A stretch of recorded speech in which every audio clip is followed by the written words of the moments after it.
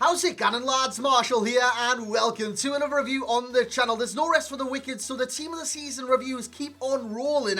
And today we have Napoli's TOTS Hamsik. Now, there is a lot of requested reviews on the channel. I can't do them all at once. TOTS Hamsik was requested a lot. Giovinco is another one. I think I'll have that out later today. If there's anyone else, lads, simply drop them in the comment section below. But if you do enjoy this one, you know what to do. Bring the hype to the review and smash the hell out of that thumbs up button straight away on this video. Let's aim for 1,000 likes. And yeah, the team around TOTS Hamsik, and I'm going to kind of do a side note to Napoli as well. They had a great season. They've had a great season. They are doing great in the Serie A. But Juventus, I think, is going to pit them to the title. I think Juventus won 3-2 with the last kick of the game. Higuain scoring that one. Then in the next game, to kind of keep up with Juventus, Napoli did need a win.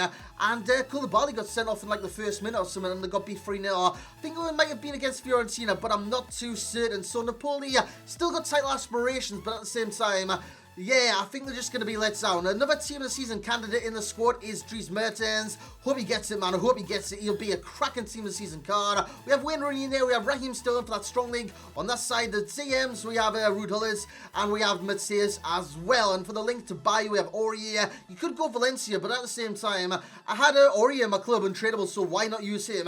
We have Vertonghen, Lincoln, Courtois. Now, Courtois, he doesn't really need that extra strong link, but if you want to use him in the future, you can go Chelsea centre-back or Vertonghen. So in terms of Courtois, Courtois is a great goalkeeper, don't get me wrong, but he makes mistakes. Every goalkeeper does. I know some of you have been asking for goalkeeper reviews, but at the same time, a lot of them make mistakes. Robertson, on the other hand, at left back, I might just review him. He's been impressing me recently, so if you want to see a review on him, let me know in the comment section below. But lads, we're here for Hamsik, so let's get into the review. So here we go then, lads, TOTS Hamsik. Now, in terms of the price of the card, of course, he is 93 rated, and he's got some amazing stats, and he's one of the most sought after team of the season, most consistent cards, so he's going to command a fee. At the same time, his price will drop. The Serie A team of the season will come out, and his price will drop from then.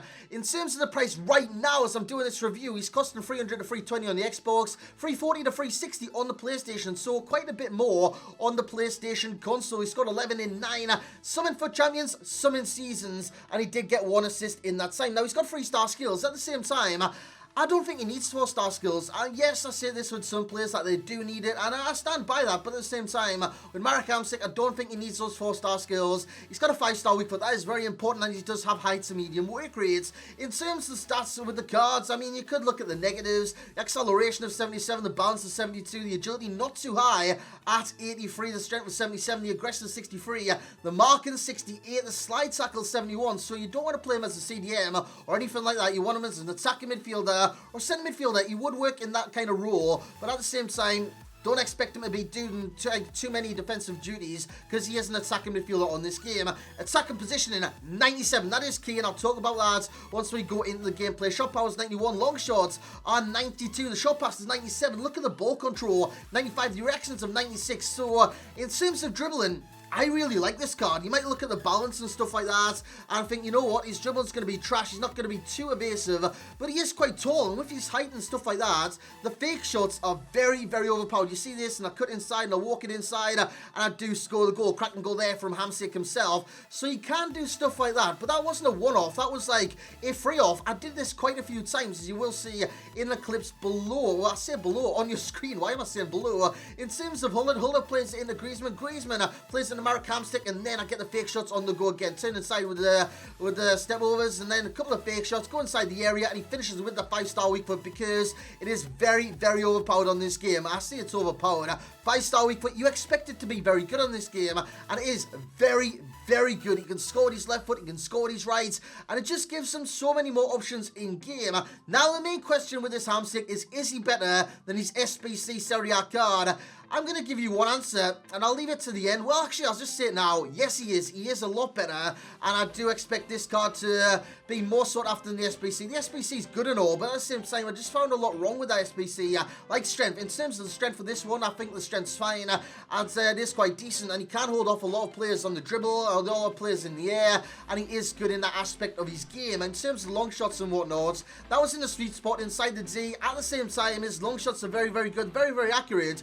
I hit the crossbar so many times. I don't know if you're going to see that in this review, I hit it at least 5 or 6 times. It was crazy because he is that accurate from range. So look at that dribble, man. That was like aesthetic dribbling or something like that. Nep knows the word. I don't know the word, but it's a great finish at the end of the run from Marek Hamsik. Once he goes inside the area, low drivens, very overpowered with this card because the shot power is that good. The shot power is crazy. So with the shot power being that high, low drivens are very overpowered. And to do a low driven, you should know this by now. You double tap B, you power it up, then you tap it again, and it will go low driven across the floor. That's exactly what I did there. Cutting inside with a heel to heel, and that is a great finish from the edge of the area. Just inside the area. It was very, very close in that occasion as I win the ball back defensively. And this is what he does do. I played him at cam in a 4-2-3-1, a 4-1-2-1-2, and as a wide cam in a 4-2-2-2. I reckon he's better and he's more effective as his central cam because he gets on the ball so many more times.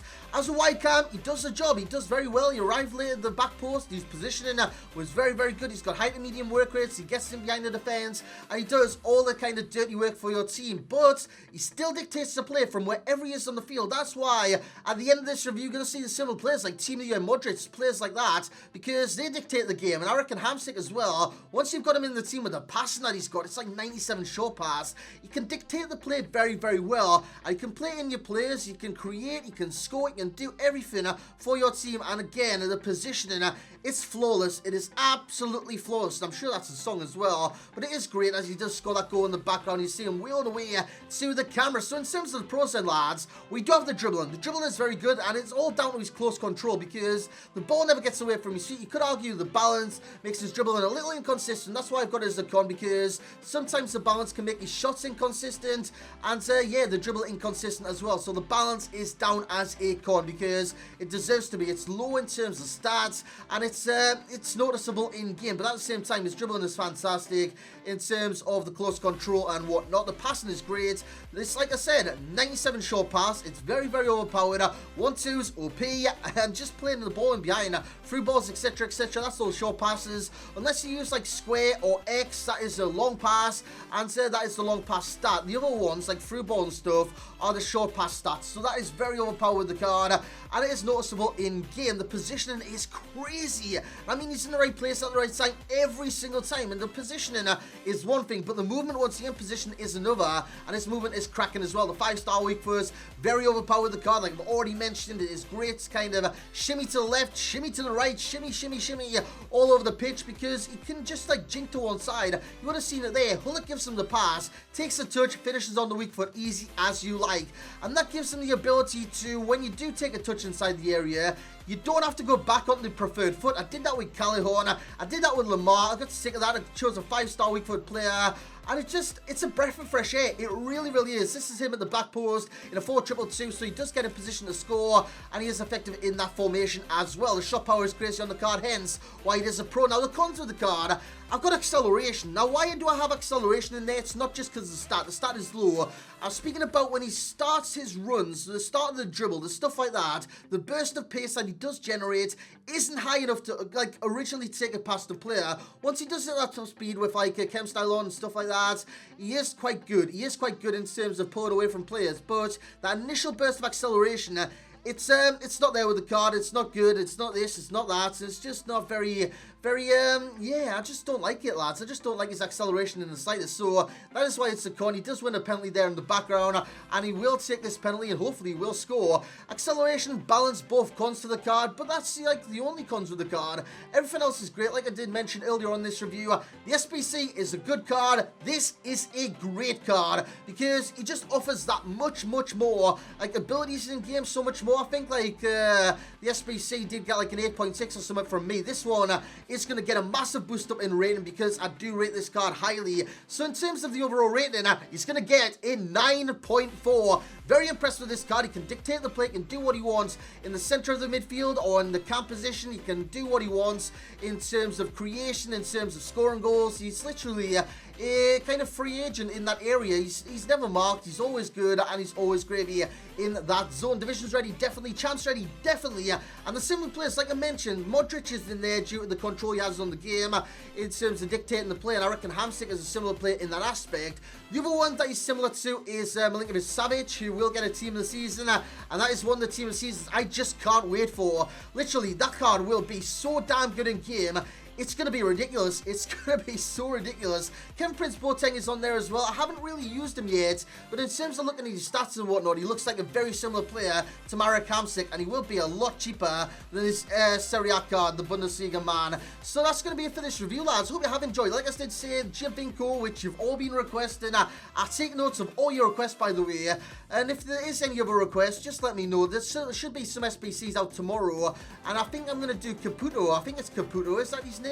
But yeah, we'll be reviewing him, the Italian anyways. I think it's the Italian, lads. You're going to have to correct me if I'm wrong, but that's going to be it for this review. I hope you have enjoyed.